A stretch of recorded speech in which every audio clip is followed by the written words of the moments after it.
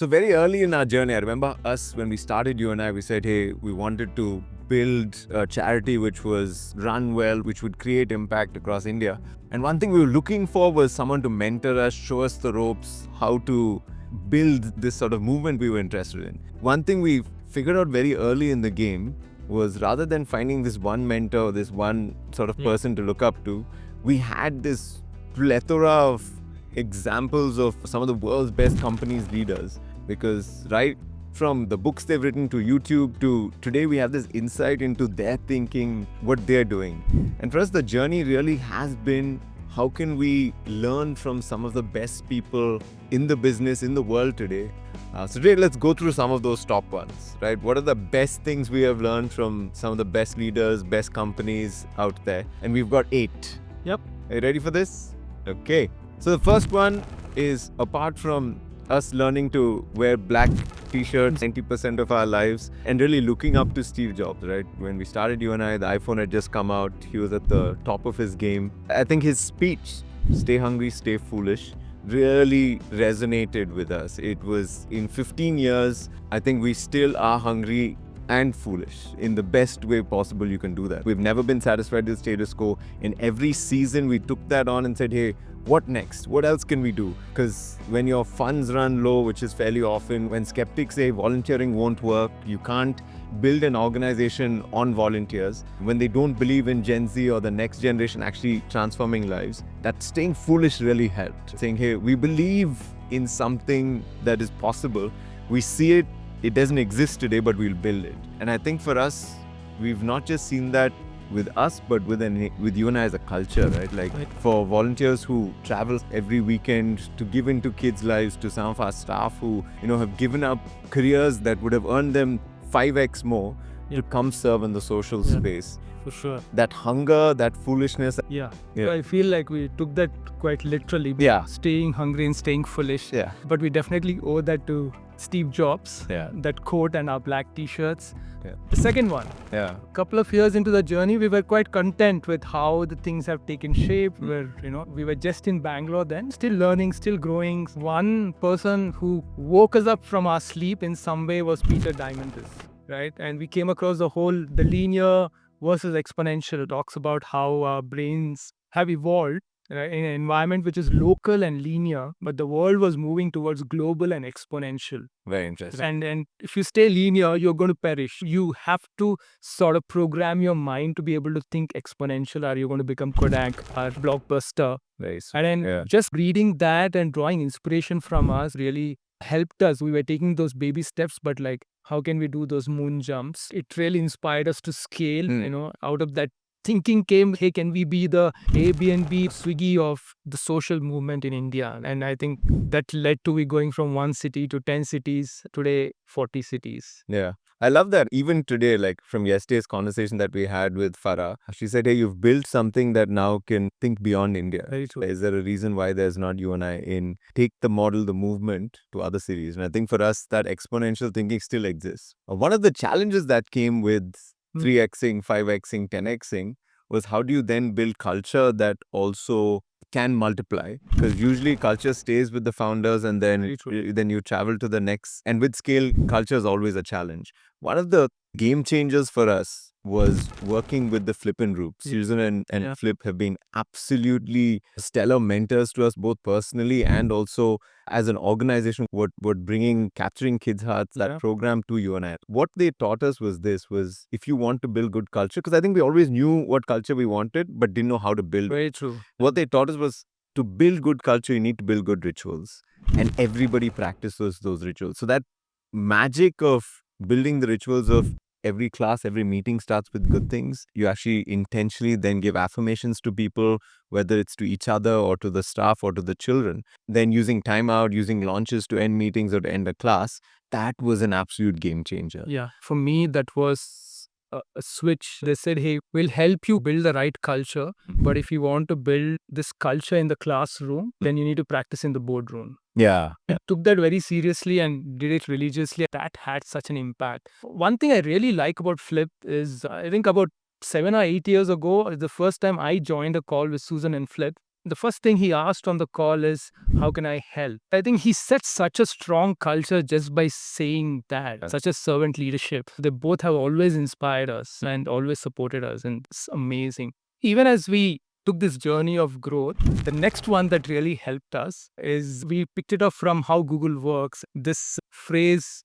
was credited to Google founders is fail well. So we were going on a journey which we were going to try and solve a very hard problem, and we were looking at this exponential growth, and that also became part of our culture. It is our third value that, hey, big audacious impact is something we own so much, but this term we learned, fail well, became a safety net for that. When you try and attempt something that looks outrageous, you need that safety net, and that term fail well gave us that license, saying, hey, we could go all out, we could, but as long as we fail, that is good. Not only safety net, but it helped us define what failing well was. It's about learning, innovating, and sort of growing through that failure. And we have failed a fair bit, right? We've had Yeah. programs that we've tried, started, closed down. And the people who've, worked on those programs, led those programs, she went on to do amazing things at you and I. And we never looked at that program honestly as a failure. It was an experiment. We tried it. We bet on it.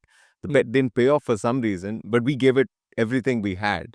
Number 5, Southwest Airlines had this really nice phrase. They said, you can train skills, but you can't train attitude. And I think they always had this policy of hiring for attitude, not just for skills. And that shaped a lot of how we built you and I, how we hired at you and I, how we wanted a culture at you and I, where it wasn't just we wanted to hire the smartest person in the room, but we also wanted someone who aligned with the values, who believed in the values, practiced the values, and we could see that come about. Because UNI is not just a 9 to 5. It can't be. Your centers operate on weekends. It's not a place where you can do the bare minimum, clock out and leave. That's not our ethos or our culture. Yeah. So I think for us, finding people who align with those, that you bring your whole self to work, that you're okay to be vulnerable, that you're okay to open up with the people you work with and have real authentic relationships, that's the magic of the culture. And so a lot of times when I hire and I actually have interviews with people, I have no conversations about work because that's handled separately, but I spend most of my time just talking to them, understanding who they are as people,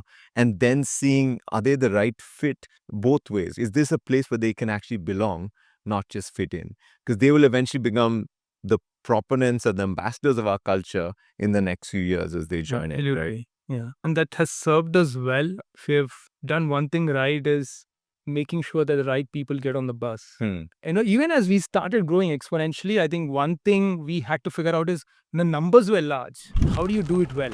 And Jeff Bezos said this: if you can't feed your team with 2 pizzas, then it's too big. Interesting. The context for that is in early 2000s, when Amazon started scaling rapidly, he realized that the decision making was getting very slow, ownership was getting diluted, and then he said this, right? Hey, we want to split the teams. Yeah. If you can't feed your team with 2 pizzas, it's too big. No big teams. Yeah, no big teams. So the teams became smaller, more agile, more accountable, more ownership, more empowered. More distributed. Love that. Yeah. Right? And we took that route. And it's a funny story of how we introduced that. I don't know if you were in the room for this, but when we introduced this to one of our biggest teams back then, which were about 20, 25 people, I told them that, hey, I wanted to talk to them and some strategic move we want to make.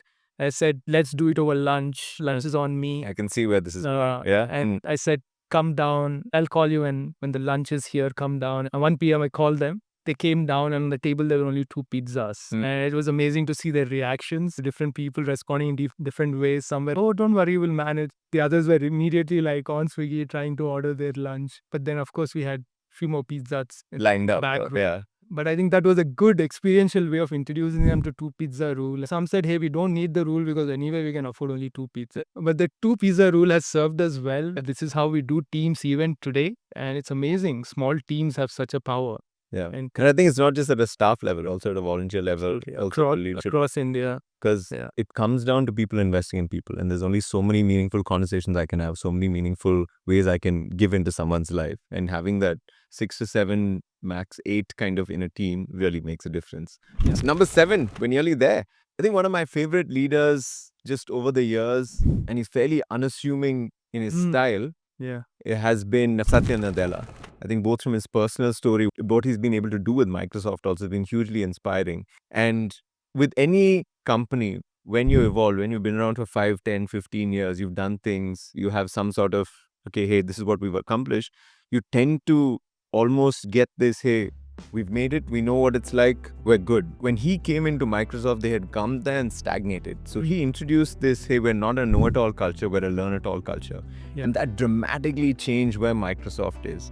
For as bad as Teams is as an app, there is so much good that Microsoft is doing in the universe today. And 15 years in, I think for us, we still have a very learn-it-all, where there are still areas we're saying, hey, whether it's with AI, we want to use AI as much as humanly possible within our organization. And it's helped us over the years, right? Whether it was navigating COVID, financially, or going through cash crunches, we said, hey, let's learn it all. Yeah. We've adopted so many different strategies, tools, tips, tricks. And even these 8 people is just to learn it all mindset. Committing to that really helped us to consistently be saying, hey, what are people doing out there and how can we learn from it? Right. Rather than saying, hey, we've got it all figured out. I definitely agree with you. One thing we learned is from Walt Disney, the last 8th one. Nice. And he said this, do what you do so well that they will come back and they bring their friends. Nice. Yeah. And I think this whole philosophy of Disney comes from his obsession with customer experience, or a guest, as they call them at Disney, guest experience. He believed that the magic wasn't in the product, magic was in the experience, the kind of experience you create. That is something we've really owned over the years. When we look at our large community of 4,000, 5,000 volunteers, one thing we truly rely on every year as we recruit, we just verge of finishing a recruitment campaign, and we had about more than 10,000 people apply saying, hey, can we be part of the community, can we volunteer? And majority of them have come through a referral. Nice. And we truly believe that you want to give them a kind of experience that they would want to bring their friends. When somebody doesn't refer, we really ask, we didn't do Disney hard enough here and we should be doing better. That has been one of our cornerstones. Someone told me that really stuck with me. It said, if you're not learning, you're not living. And I think for me, that's not just about you and I, it's can we build teams like that? Can we build organizations like that? Because if you're always learning, you're always figuring it out as you go. And I think that for founders, for leaders, for organizations is the space they should be in. Because the best gift we can give the world is the best version of ourselves. Love that. A wise man called Ajit said that.